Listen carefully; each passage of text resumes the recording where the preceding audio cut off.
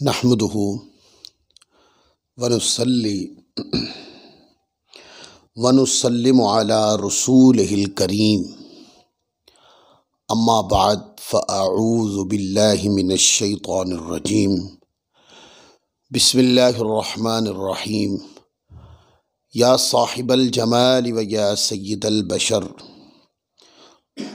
من وجهك المنیر لقد نور القمر لا يمكن الثناء كما كان حقه بعد از خدا بزرگ توئی قصہ مختصر وأحسن من لم تر قط عینی وأجمل من لم تلد النساء خلقت مبرأ من كل عیب كأنك قد خلقت كما تشاء بلغ العلا بکمالہ کشف الدجى بجمالہ حسنت جمیع خصالہ صلوا علیہ وآلہ اللہم صل وسلم وبارک علی سیدنا و مولانا محمد وبارک وسلم وصلوا علیہ۔ اللہ رب العزت کا شکر ہے جس کی توفیق سے آج ہم اپنے سلسلہ واقعات مقامات وحی کے اندر ہم حاضر خدمت ہیں۔ مختلف آیات سے گزرتے ہوئے اب تک ہم اپنی 10 آیات مکمل کر چکے ہیں، جس کے اندر ہم نے مقامات وحی بیان کیے ہیں کہ یہ آیت کریمہ جو موجودہ اس وقت پڑھی گئی وہ کس مقام پر نازل ہوئی۔ سامعین ناظرین، میں ایک بات آپ کی گوش گزار کرتا چلوں۔ 2 چیزیں ہوتی ہیں، ایک ہوتا ہے شان نزول کہ یہ آیت کریمہ کس تناظر میں نازل ہوئی، کس حکم پر یہ آیت کریمہ کس حکم کے لیے نازل ہوئی۔ یہ ایک الگ موضوع ہے، انشاءاللہ کبھی وقت ملا تو انشاءاللہ اس پر بھی گفتگو کریں گے، کیونکہ یہ بھی ایک قرآنی اور ایک لمبی گفتگو ہے۔ لیکن ہم قرآن مجید سے وہ مطالعہ کر کے نکالی گئی 100 آیات کریمہ، ہم اس کا صرف مقام بتائیں گے کہ جس وقت یہ آیت کریمہ نازل ہوئی تو فلاں مقام پر نازل ہوئی۔ اس طرح مختلف مقامات کے حوالے سے ایک تو معلومات ملے گی، اور دوسرا ہمیں قرآن مجید کا یہ ایک نیا مطالعہ سننے پڑھنے کو اور سیکھنے کو ملے گا۔ آج جو آیت کریمہ سب سے پہلے موضوع میں ہے، یہ سورۃ العلق پارہ نمبر 30 رکوع نمبر 21 میں ہے یہ آیت کریمہ۔ ایک بار حضور علیہ الصلوۃ والسلام صحن کعبہ کے اندر کعبۃ اللہ سے متصل حضور علیہ الصلوۃ والسلام نماز ادا فرما رہے تھے، اور وہاں پر کافر لوگ بھی قریب میں آ کر وہاں بیٹھتے، ان کے دوست یار آتے تو وہ بھی بیٹھتے۔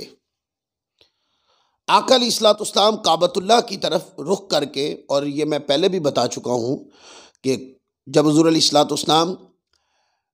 مکہ المکرمہ کے اندر تھے اور ہجرت ابھی نہیں ہوئی تھی، تو اس وقت حضور علیہ الصلوۃ والسلام جب نماز ادا فرماتے تو آپ اس طرح کھڑے ہوتے کہ کعبۃ اللہ بھی سمت میں ہوتا اور اسی سمت میں بیت المقدس بھی ہوتا، کیونکہ ابھی تک کعبۃ اللہ کی طرف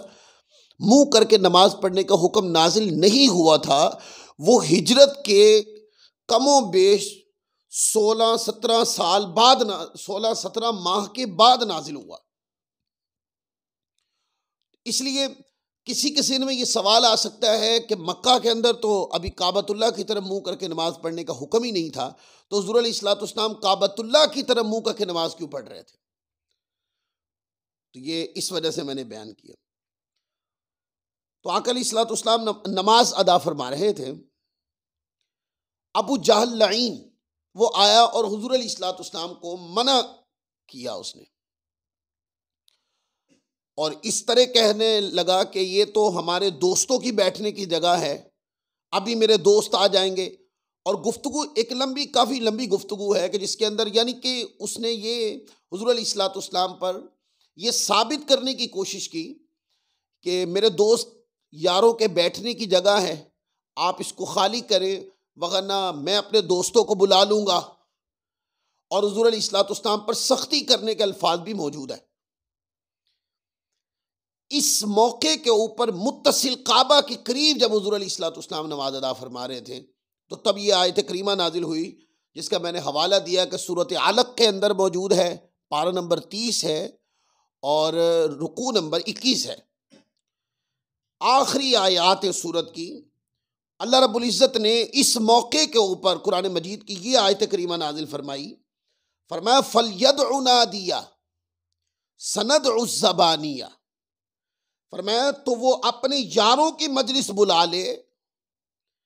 ہم دوزخ کے فرشتوں کو بلا لیں گے۔ اس کے اوپر حضرت ابن عباس رضی اللہ تعالی عنہما وہ فرماتے ہیں اس آیت کریمہ کی تفسیر کے اندر، فرمایا کہ اگر وہ اپنی مجلس والوں کو بلاتا، ابو جہل لعین اگر اپنی مجلس والوں کو، اپنے یاروں کو، دوستوں کو بلاتا اور حضور علیہ الصلوۃ والسلام کے لیے کوئی سختی یا سخت روی اختیار کرنے کی کوشش کرتا تو حضرت ابن عباس فرماتے ہیں تو عذاب کے فرشتے اسی وقت اسے پکڑ لیتے۔ یہ اللہ تبارک و تعالی یہ دیکھیں تو یہ آیت کریمہ بھی دفاع شان مصطفیٰ اور دفاع شان ناموس رسالت کے لیے نازل ہوئی ہے۔ یہ آیت کریمہ بھی،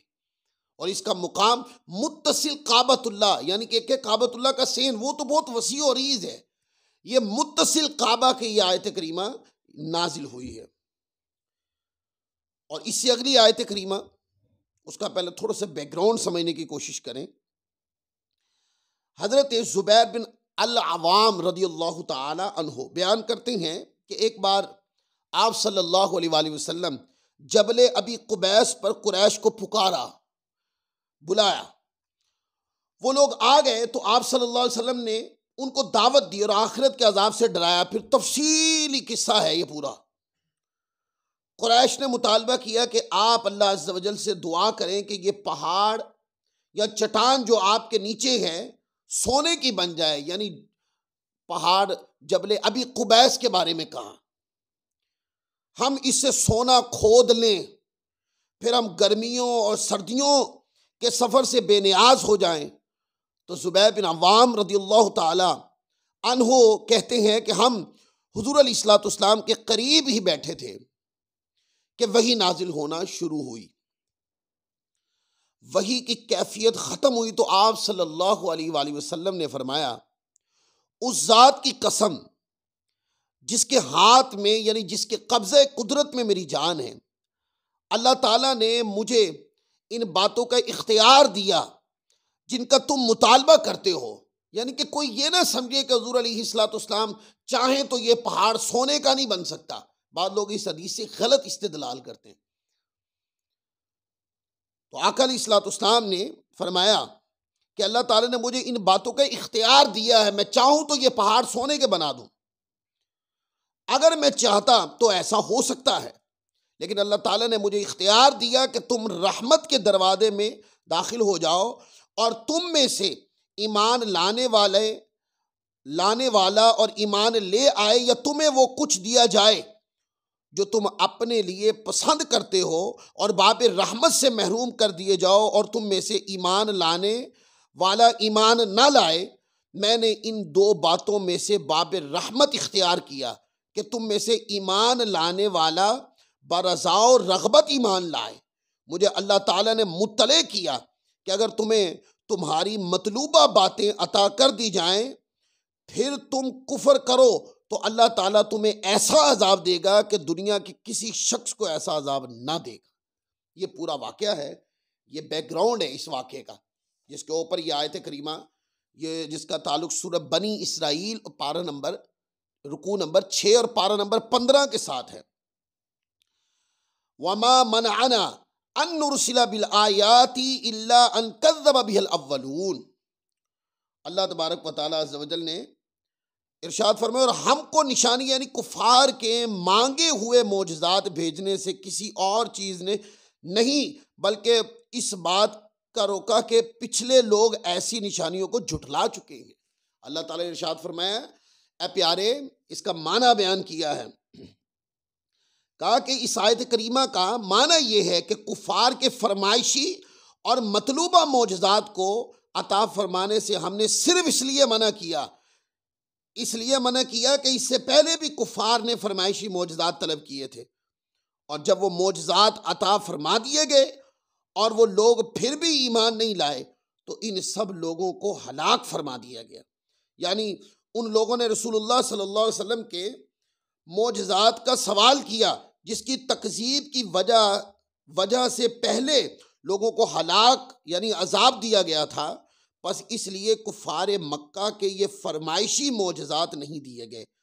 کہ یہ لوگ ان کی تکذیب کریں گے تو ان سب لوگوں کو ہلاک فرما دیا جائے گا، جیسا کہ ان سے پہلے لوگوں کو ہلاک فرما دیا گیا۔ اور امتوں میں اللہ تعالیٰ کی عادت جاریہ یہی ہے کہ جب وہ معجزات کا سوال کرے پھر معجزات آنے کے بعد ان کی تکذیب کرے تو اللہ تبارک و تعالیٰ عز و جل ان امتوں پہ عذاب نازل فرماتا ہے۔ لہذا ان احادیث سے کوئی یہ استدلال نہ کرے کہ حضور علیہ الصلوۃ والسلام کے پاس پہاڑ کو سونا بنانے کا اختیار نہیں تھا، نہیں، میرے مصطفیٰ